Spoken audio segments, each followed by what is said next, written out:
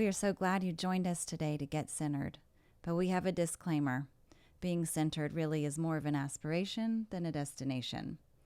This is a vodcast where we'll be discussing all things mind and body, mental health, physical well-being, parenting, marriage, healthy touch, anger and how to handle it.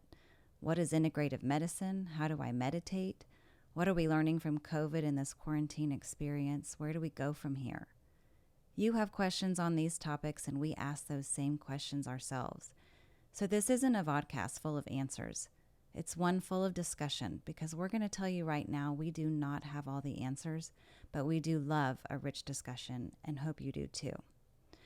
We're Leila Scott and John Price, the founders of the Center for Healing Arts and Sciences, and this vodcast is hosted by our amazing team, which is comprised of an integrative group of therapists offering individual, couples, family, depth therapy, and offers support groups for men, women, teens, young professionals, and others.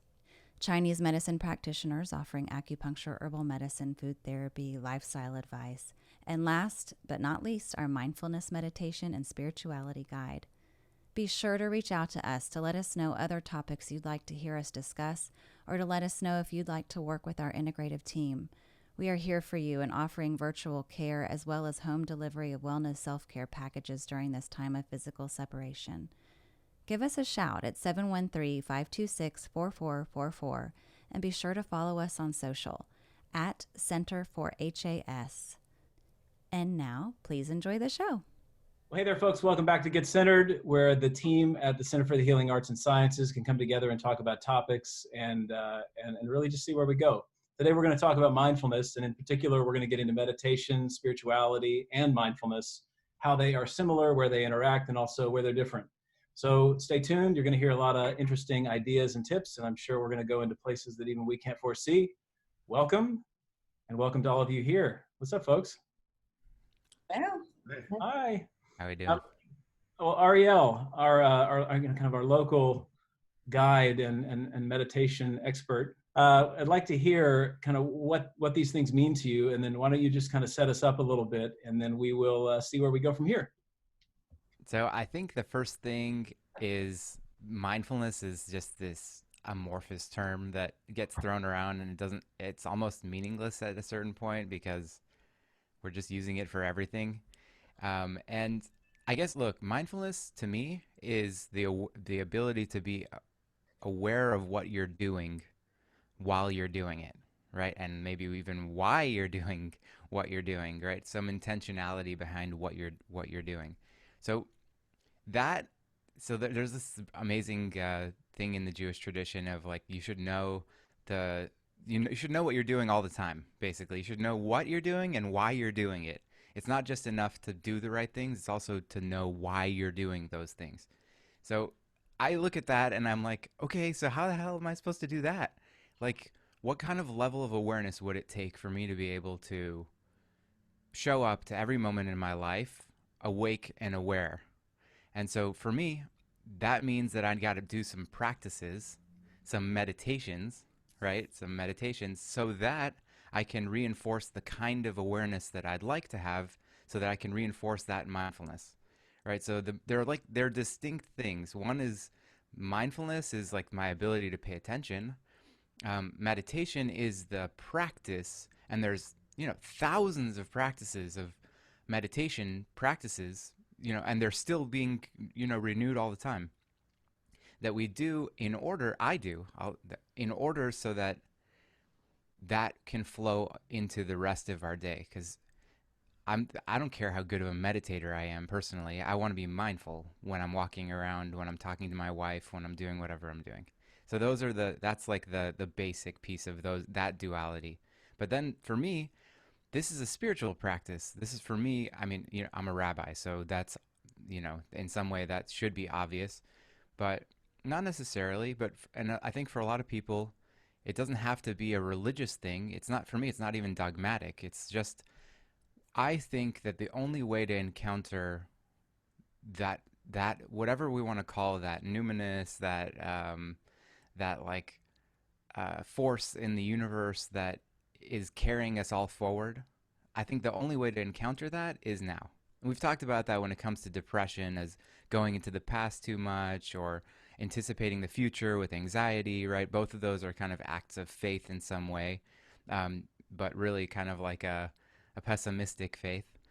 And so, really, what we only know when we think about it or just consider, the only thing we really know is what's happening right now, at the best case. If we're awake to it, then we can really experience what's happening right now. And I think that this right now is the same right now that they had 1,000 years ago and 2,000 and 3,000 years ago. It's the same nowness, right? And whatever will be is the same now. So it's just being carried forward and rolled forward. And for me to experience that, I have to meditate so that I can become mindful. And that is a process for me of knowing what's happening, which to me is encountering the divinity in every moment. That's what makes this a spiritual practice, because I'm returning to that nowness through all these practices. Do you have a definition for spiritual? Um, I don't have a, I have like a, I don't have like a clean definition. Maybe we should work on it, Let's but get messy. yeah, let's get messy. So I guess for me, what makes it spiritual is that I'm seeking this kind of something beyond the reality that we can see. That I'm trying to touch into the divinity in all things, in in the moment. I mean, I think that's kind of what makes me a mystic in some ways too. You asked me that question in a text a little while back. You're like, "Are you a mystic? Would you consider yourself a mystic?" I'm like, "Yeah, well, yes, because I'm seeking the divine in the mundane, right? I like right now the fact that I'm like conscious to me is a mystical moment, right? I'm encountering what's happening now as fully as possible. So to me, that's a spiritual practice. That means that I'm doing something that brings me into something way bigger than me, way beyond myself, um, through just the power of what I have in my perception. So I don't know. It doesn't feel like a really clean definition, but maybe y'all can help me. We've got, get it, Leah Scott. I just wanted to jump in and say that there's something to me about connection to myself, connection between myself and another person, or my connection to me and nature or to the universe at large. So there's something about that nowness, getting in touch with the nowness through the practices that allows for the I don't know if it's spaciousness or something, but just to drop in and really acknowledge that connection piece.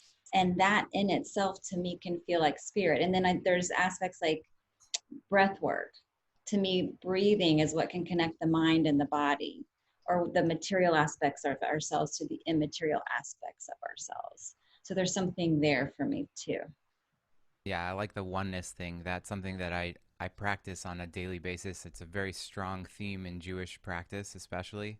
It's monotheistic, right? So that's what the innovation of Judaism was and has been, is that we ascribe all things to one single force. It's not multiple forces, right? It's just one thing that's unfolding.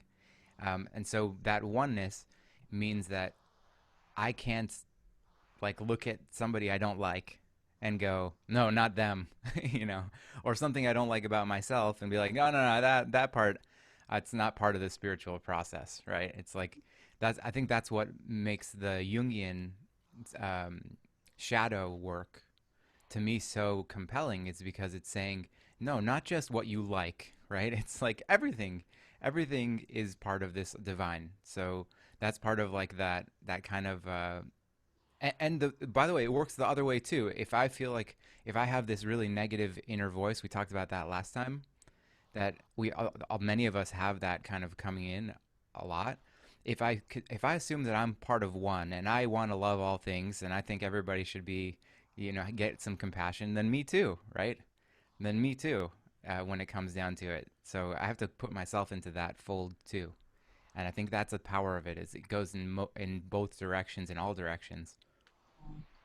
Well, that was something that came up in our talk, is the self-compassion piece, that even though that we need to include ourselves in that oneness and that sense of loving all beings, the hardest person to love can often be ourselves, but that being a part of the mindfulness practice or spiritual practice. Absolutely. I think that's why I do in my practice, in my own personal practice, and what I guide others in is working with building the muscle of learning to first of all to receive love, which is really hard and it's a process, but also to recognize that we can actually create more lovingness in our lives towards ourselves and towards all other things, and that spills out. It just changes the quality of our life. Yeah, without a So, doubt. so what's interesting about this, I keep having this thought about, we have a clinical direction in our conversation, which is in the past several decades, if not really starting in the 60s, these kinds of quote spiritual practices have been implemented by a lot of clinical practice. So what you tended to see in these spiritual traditions, you're tending to see now very popularized and researched in journals, in clinical journals. And so there's a really interesting shift as we've become more and more secular, which is a way of saying that our language system isn't so religiously minded. It's kind of been plucked out of those religious paradigms and put into more of a even a scientific, but certainly again a clinical perspective. We can talk about these things both housed within religious and spiritual traditions, and also housed within clinical traditions. So in the mindfulness world, you hear people talk about kind of how mindfulness can help with OCD, how mindfulness is like the Ferrari intervention for anxiety or depression. But where it gets muddy for me, and interesting at least, is this intersection point that we're talking about. Like, it's hard to talk about this material without using religious language. And it also can be a deterrent for people who are needing these kinds of interventions to help them with their thinking patterns. So could you kind of associate a little bit with that about that? Yeah, I mean, John, you and I have talked about this, that I have a big reticence of using even the term, like I almost never use the term God, because I know how loaded that term is, and I know that for some people, when you say that G word, it's like sends them into a spin, right? They just can't, right? There's like all kinds of, right now you're talking about a man in the sky with a beard who didn't give me the shiny bicycle that I was promised and broke the rules of the game, right? And so there's this whole loaded thing about like, well, there's bad things happening in the world, and so therefore this G word can't really exist, right? And on the other hand, though, you see that the science and the literature is stacking up. I mean, I have literally like a stack, like I don't know, like that high of just double-sided printed research studies of how these mindful interventions have been proven over and over and over to interrupt. You're right, exactly right. OCD, anxiety, depression, like it's like physical. It ends up being physical too, right? It's the blood pressure, and it's the stress and things that, like everything kind of like, not everything. It's not like a miracle. But here the thing is though, that this intervention, if you want to think of it that way clinically, is work, right? It's not just, you don't just swallow a pill, right? You have to fucking work. It's hard. This is day in and day out, right? Like when you sit on the cushion for 10 minutes, even if it's 10 minutes or 20 minutes or 30, however many minutes, 3 minutes, I don't know, right? You have to have the discipline to do that for yourself. It's not just this pill that you swallow, right? So it makes it like and it's not like, okay, I know what's next, right? There's millions of YouTube. There got to be thousands and thousands of YouTube videos out there of like how to meditate, right? Just punch in meditation on Google, on YouTube, whatever. The problem is that there's no like guidance of like, okay, here's one brick, then you put this next brick on, and then you put this next brick on, and then you put this next brick on. So it's like, okay, we're overloaded with information, right?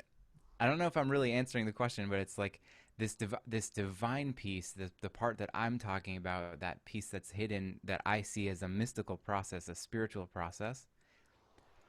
It's not right for everybody, right? Some people, in order for them to get the medicine, they need to not be talking about that, right? And what I've been shocked about actually is I know that internally, but what I've found is that people really want that, right? Like I've kind of tailored my practice. I've tried to tailor my practice, my teaching, to not go use the G word, right? To use divine and kind of amorphous terms, so that people can connect at least to something beyond. But it seems like people really actually want that. They actually want a divine concept that is not this dual man in the sky thing, that's actually more aligned with what we, I don't want to get too theological, but really what I'm pointing at is, look, you can't know, there's no, like, you can't put parameters on it, you can't put names on it. It's just know what's happening right now. Mhm. That's it, right? If you want to know that divine force, you just have to pay attention. You have to be, that's what the mindfulness, how mindfulness becomes spiritual practice, right? It's like, stop trying to define it. You can't define it. We've been trying to define it and failing for thousands of years. We'll keep trying to do it. I Well, so I want to define it though. I mean, I want to Okay. like not totally, but what I want to say is that, and I think I said this last week, that the Greeks had a really impressive way of relating with the gods. The gods took on form, human form, of course, but they couldn't be seen by human beings in their divine form because they would be annihilated. They would actually just turn to ash. And this happened with Dionysus's mother. I think it was Dionysus, where Zeus appeared in his divine form, and she just burned up. These are allegorical ways of talking about forces that can't be understood through human means.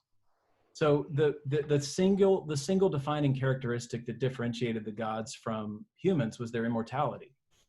I mean, that's another way of saying these are forces that are beyond our comprehension, that are outside of time and space, that will be patterns that human beings forever and in our history have always and will always contend with, like death, like love, like thoughts that come up that seem intrusive and not a part of who I am. All of these universals are kind of formed and related to in a way that makes sense to us, which is the kind of ironic turn that, the book says that God created us in his image, but I think it's the other way around, right? We create God in our image. And there's an old rabbi, Beltov, that talked about the God of the horses is a horse.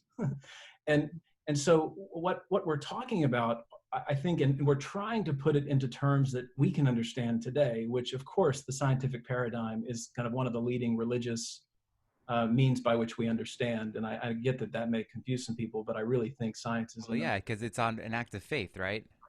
To well, think that what's happening now can be predicted in the future is an act of faith. well, and also I was going to say, while I'm the first person to want to benefit from what science can tell me, we do bow down to the God of science these days. That is our new religion in some respects, and not necessarily the best choice to use religiously. But here we are avoiding the word God for what it might, bring up in somebody, and yet there's this other God that we're bowing down to in a different way, and we're waiting for it to, we have the word faith, something that can't be proven, right? These spirits that can't be seen because they're going to turn to ash if we did.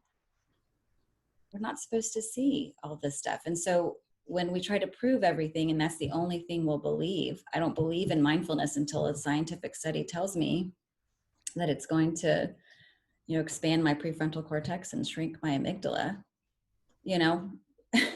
What about the thousands of years of empirical evidence? Yeah, it's the same with religion, right? I don't want to believe it until it's proven, right? show me a Like sign. show me, right? There's so many. The Bible is just riddled with all these stories of prophets who had to prove it, right? They had to show. Look, I'm gonna douse this altar with water, and then the divine is gonna bring flames on it, right? Like they had to like show these miracle things in order for people to then believe. And then they weren't believing it anyway. It wasn't like that worked. It didn't convince anybody. If you don't want to be convinced, you're not going to be convinced. That's part of the issue here. It's like, we're getting into a very different topic, but I know. I want to so let's kind of rubber meets the road, because if we're talking about how mindfulness is used clinically, it reminds me of this paper that Jung wrote, and I forget, psychology and religion, maybe. he writes about clergy and psychotherapy, and kind of how that shifted from a religious, more kind of traditionally religious society into a more secularized culture, which is still religious. We just have to define religion. And so what we're looking at is that the people that we turn to for answers, the people that we turn to for support, the people that we turn to help us through periods of time where we don't understand what's happening to us, whether it's physicians or acupuncturists or traditional Chinese medicine physicians or psychotherapists or meditation teachers. We're all turning to these figures to say, how do I understand what's happening to me? And how can we do it in relationship? And so, Alila Scott, you were just talking about these studies, prefrontal cortex and amygdala, and it's true. Like, that's radical materialistic understandings for what has been known intuitively for thousands of years. But now we have the light goes on because we can image it, whether it's an fMRI or a CAT scan, we can say, oh, look, it changes. And so that's our faith. Like, I have faith in this thing because I can see it, touch it, taste it, and that matters to me. And when the rubber meets the road, somebody comes to us for anxiety, for intrusive thinking, for whatever, discipline, they lack discipline. Let's talk a little bit about what we all see in our practices and where mindfulness or these three things, mindfulness, meditation, and spirituality, are important parts of that. I don't want to say prescription, but part of that recipe. So where do y'all see these things with the folks that you work, and where can they be helpful? For me, so much of it has to do with when people think that simply the realization of something, a pattern, or sometimes there's those aha moments, that's where that comes from, that's why I react that way or whatever, that the simple realization of that is going to actually change something. I can realize that I need to eat healthier and exercise, but that doesn't actually put it into practice, because these unconscious processes are habitual things that are just embedded. And so the only way to change that is to create new habits. And that goes right back down to Ariel's point of, you just have to sit on the cushion or do whatever it is. But that these realizations have to be lived and brought into our everyday experience and into our bodies, and to be made into a new habit and a new way of thinking, and can't just be, some instant realization. Mm-hmm. I think the word intentionality is so important too, because again, if we think of like John Kabat-Zinn's definition of mindfulness, it's paying attention in a particular way, on purpose, in the present moment, non-judgmentally. Very long and verbose, but all it says is pause, think a little bit, right? Like, don't just react right away. Let's process what's going on. And I think that's so powerful in terms of whether it's work that I do with my couples or individuals. With couples, for example, I've had so many instances where I've had them come back after we talked a little bit about mindfulness, and let's say the wife, for example, would be like, typically I'm very anxious and nervous when my husband comes in, but this time I just waited for a second and checked in with myself and said, is it really something he's doing, or is it something else that's presenting for me where I need to like hold myself back in the middle of an argument too? Instead of blurring out the first thing that comes to my mind, I pull back and say, wait a second, where is this coming from? What's actually triggering me? For individuals as well, I think it's so important to, again, just pay attention to what's happening now, because our minds deceive us, our feelings deceive us, and sometimes we need to just breathe through it. And just that breathing, pausing, can be so powerful in terms of bringing a little bit more clarity or validation, whatever you need in that moment, just calmness. Yeah, I talked a lot to my patients about the practice itself and starting small. Like if I'm trying to teach my dog, my puppy, to sit, I'm not going to do it when a kitten is running by in front of him, because that's just the bar's too high. I have to do it in a setting where there's no other triggers around. So, of course, Ariel could speak much more verbosely than I can about this, but just the act of checking in and having a daily small practice. I heard a podcast this morning where it was a a Montessori teaching expert, which I don't even know that they'd call themselves teachers as much as they would child researchers, but just talking about, can you move this glass from here to here on the table without making a single sound? Can you eat your soup without making a single sound? You know, just the act of having an intention like that slows you down enough to bring you into the moment and have an intention. And now you're present. And now you're teaching a child to be present. That was just mind blowing to me. You know? It does bring up two things come up as far as practices. The first, that reminds me of a certainly with kids, this works really well, but it can work with anybody. I'll do something like set up a race. You know, we're going to race across the room, and you fill up a glass of water half full, 3/4 full, and all the way full, and say, what did you notice? What's different each time? And it's so I do think that rather than it being kind of what you were saying earlier, Rodney, is rather than it being intellectual, it really is born in your subjective space. And that I think is what's so important about the practice, because we are so consumed with living kind of outside of ourselves. The idea of even turning inward, sometimes I notice how many times, myself included, we're unaware of what's happening inside. You know, we're not even tuned in to the fact that we're carrying these feelings or resentments or anxieties or fears, or kind of what you were saying, Nat, with couples, you know, being able to go, why am I even feeling this way in the first place? And the second thing is, when I started doing my research on meditation and addiction, I stumbled across a guy named Alan Marlatt, who has been working with IV heroin users and many other substances. But he does an 8-week Vipassana meditation treatment, essentially. Teaches prisoners, goes into prisons in India, in the US, and teaches folks how to be mindful.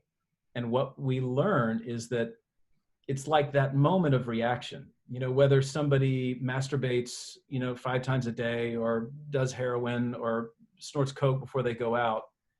If you can kind of expand the amount of time between impulse and behavior, all of a sudden that little bit of space can open up into something much larger, and then you can be connected with the narrative that's been in your unconscious. And certainly what happens is people feel the hurt that they've never felt. They feel anxious in ways they haven't felt it. And they learn kind of all those behaviors, what all those behaviors have been pushing down upon are now coming up to the surface, and it's time to work through it, which is why, like what we were saying last week, you know, depression or antidepressants as a treatment is much more effective with talk therapy. And so that one little, like Lila Scott, what you were saying, that one little spot for somebody to go, wait a second, I have a new thought, new feeling, new sensation, new perception. What more is there? And I think that's the real question. Like, there's something more to me than I initially understood. And then it becomes I want to learn more about this. And so we become more and more mindful about what's actually moving through us. Yeah, turning the senses inward, would you say, Ariel? Like, you know, our eyes go out, our ears, we're always looking and listening for what's out there, but this is maybe a reversal of those senses and letting those same trajectories go inside so we can have a better self-understanding, self-awareness. Yeah, and it's through the discipline, right? Part of it is through the actual discipline of just sitting and doing the meditative practice, right? I said before, I don't really care how good I am at meditating. It's not relevant. The point is, it's like, not like people have this misconception, oh, meditation is me keeping my mind free of thoughts or something like that. Or like, if we're going to notice my breath, I'm just going to be noticing my breath over and over, and I'm never going to get lost, right? I'm a bad meditator.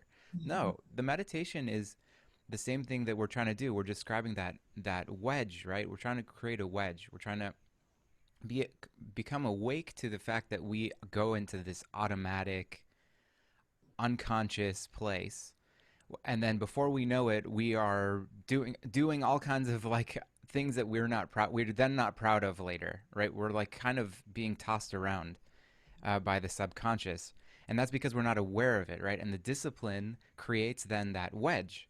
That's what you're kind of pointing at, John. You're kind of like we're all tiptoeing around that. I call it the wedge, right? We're trying to create a moment where that kind of is like a circuit breaker that wedges between my automatic behavior and response and gives me a second to just go, whoa, do I really want to do that? Right? That's how the mindfulness can come in. You can't come in if you're not aware, right? Like otherwise you're just all the way down the road.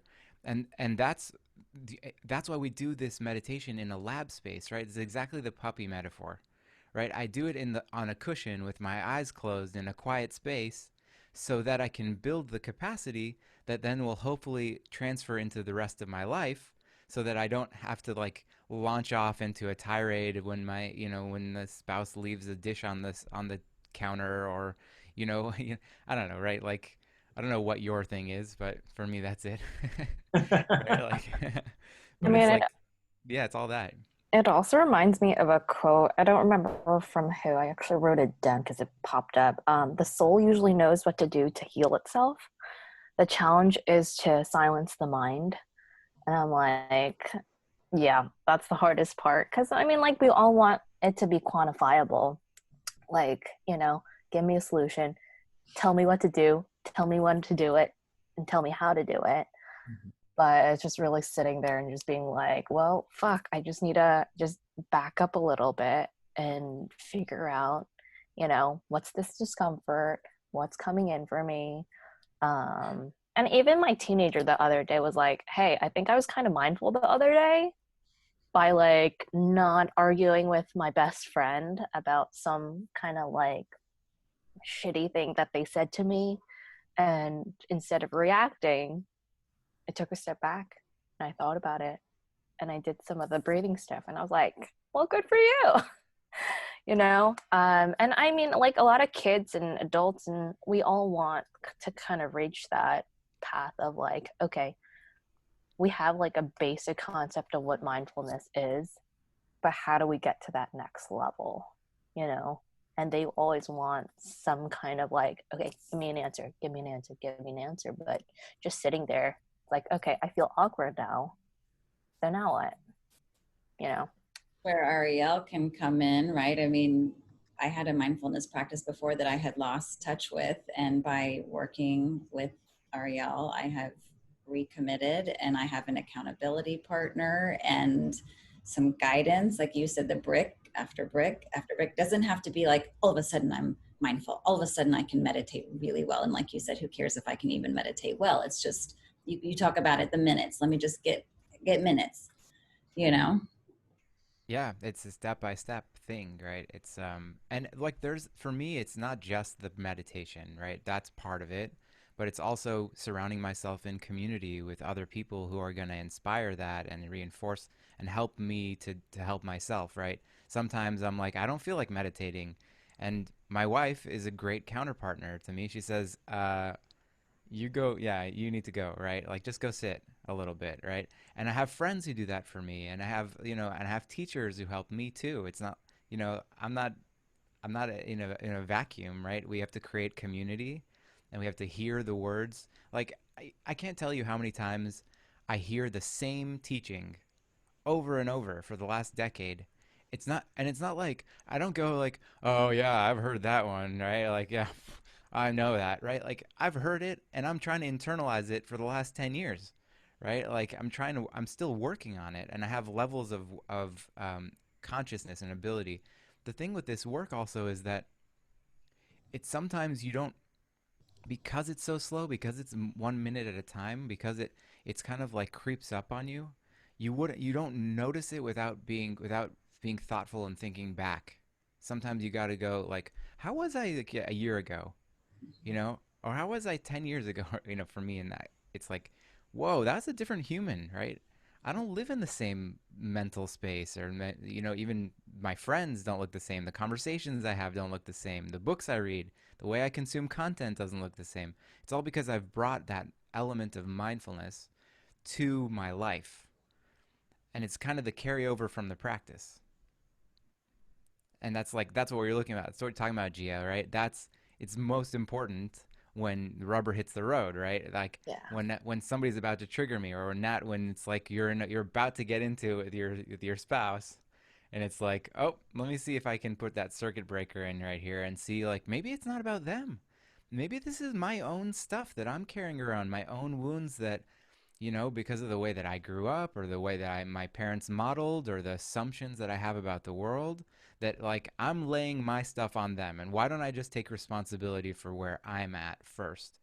And like Rodney, you said it really well too. It was like sometimes that moment, that wedge, and John, you said it too, is like that wedge moment can open up a whole universe of stuff, of starting to understand, like when you start to see that your thoughts or maybe even your feelings are really what's in charge of you, that those are automating you, like, oh, I've got this thought that says I can't do it, or, and then all of a sudden I can't do it, right? Right? Like I believe it, right? Instead of being able to see, oh, can't do it. Where do I feel that inside? Right? Like, oh, I feel that in the pit of my stomach, right? Oh, that can't do it thing, that I thought that was hunger. That's not hunger. That's some kind of like lonely, like not good enough thing, right?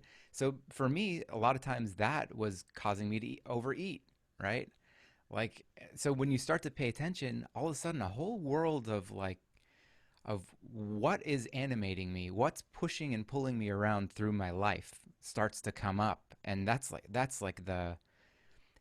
it doesn't happen on the cushion necessarily, right? It happens as a result of the cushion and the disciplined practice of saying, you know what, not right now, right? I know there's a text message that just came through, but for these next 9 minutes that I just decided to sit down, I'm not checking the text message, right? Like, okay, but that little thing, it seems not that big, but that little thing carries into the rest of your life, right? When you notice, oh, here's a thought that came up, I want to get it out right away. No, I'm not going to get it out right away. I'm going to listen to this other human being across from me and just listen. And then maybe in 9 minutes it'll still be relevant, but maybe not, right? So that like that discipline of being able to say no, not right now, the renunciation of like not right now, no, I'm not going to move for this next 3 minutes, right? Like those kinds of practices are actually in themselves like some kind of healing. It's not just the returning your attention, it's also the discipline that you learn from it. It teaches you how to be.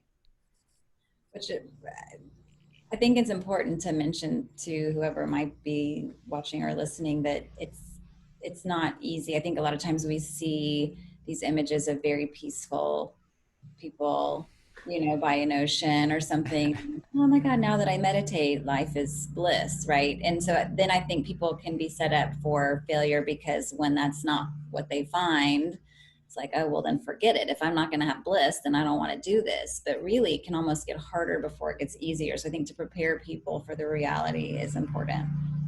Right, and that's why I do it in a supported way, right? I have my therapist for when things come up, and I have my meditation teachers who when I'm confused, right? And also like you got to remember, what do they say? Dishes and laundry before enlightenment, dishes and laundry after enlightenment, right? That's like there's certain basics that just, it is what it is. You still got to eat, you still got to sleep, you still got to do dishes, you still got to do laundry.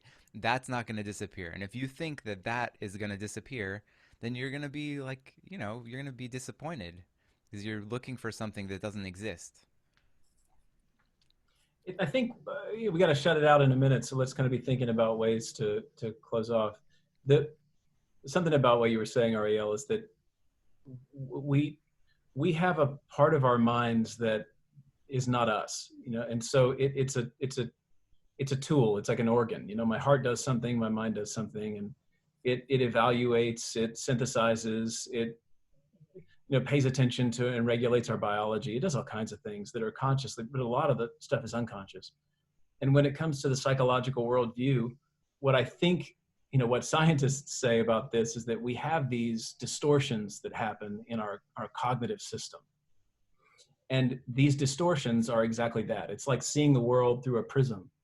And there are about 12 of them, there are probably more that people have have named, that go from black and white thinking to minimizing or maximizing or denying. Of course, this is where Freud was looking at defense mechanisms, but cognitive psychologists look at distortions.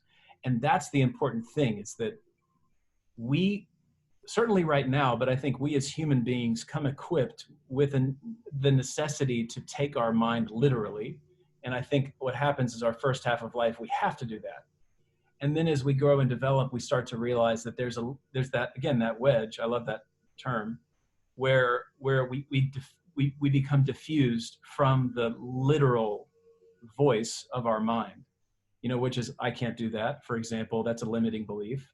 Or either or thinking, and you can study these things, and I'll put a link in the notes below to a couple of resources for cognitive distortions, because if you can get better at understanding where those show up in your life, you can also really understand when and how to bring in mindfulness, because you're just aware of, oh, I have this tendency, maybe I've got to be aware of what's happening in here rather than continuing to act out these patterns out there. Okay, I think that's kind of one of my last thoughts. What do you guys have in closing as last threads that need to be tied up? Me, that's the, like what you just described is learning the ways that we are kind of like set up to be challenged. And every person, you know this from your practices, every person has their own mix of things, right? So that's why it's so important, right, to have somebody outside of you who can point it back to you and say, hey, have you noticed that this keeps coming up? It's over and over. And then they go, oh my gosh, whoa. Yeah, that does keep coming up, right? I've been noticing that for a very long time. And it helps you sort of shed light on the what I call the top 10 tracks that you start to notice in your mind, right? It's like, oh, this one comes up and that one comes up and that one comes up. And then instead of believing it and going all the way down the road with it, I can then hopefully put that wedge in, right?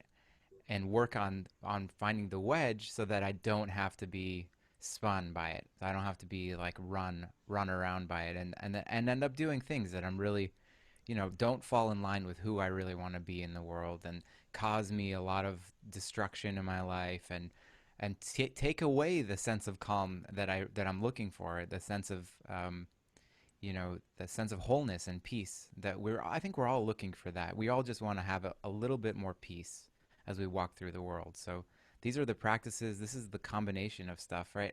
We didn't talk about this today, but the body is so important for this process, right? What are you without your body, right? Like, you need your body, and if your body is pulling at you and trying to get your attention, like, there are people who can help you unlock the body too. So for me, this is like, there's the mind way in, and then there's the body's way in, and you've got to kind of meet in between. So for me, I take that really seriously. It's all together. Yeah, that's important.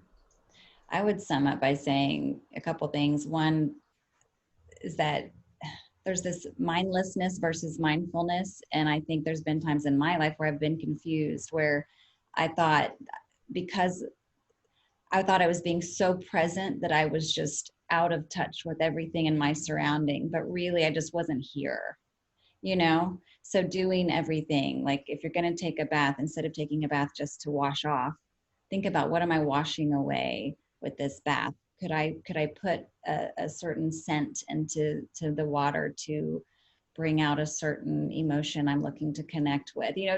Just using that mindfulness approach to the mundane things that we do day to day. And the other piece is that, and I gave a talk about this a long time ago, but practice makes practice versus practice makes perfect.